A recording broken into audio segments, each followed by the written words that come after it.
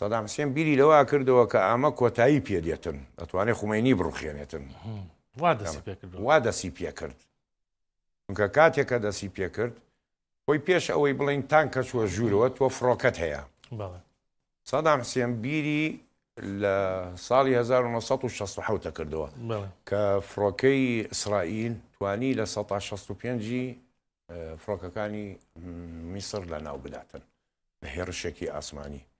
عێراق ئەو کاتە 380 فڕۆکەی جەنگی هەبوو هێرشی بردە سەر ئێران بە 200 فڕۆکە لە یەک کاتێکە شەپۆڵ بە دوای شەپۆڵە گرتی لە تەبریز لە ڕەزائیە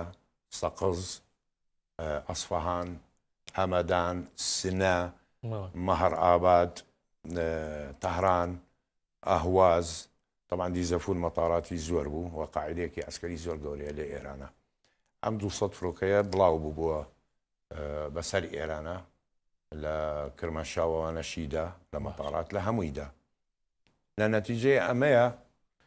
کە سەدام حوسێن بیریە کردەوە کۆتایی بە هێزی ئاسمانی ئێران بێنێتون و شەلی کە نەتوانێت وەڵامی بداتەوە ئەی چی کرد؟ بەڵام عەمەلیاتەکە فەشەلی هێنا بەو مستەوایە نەبوو کە بیری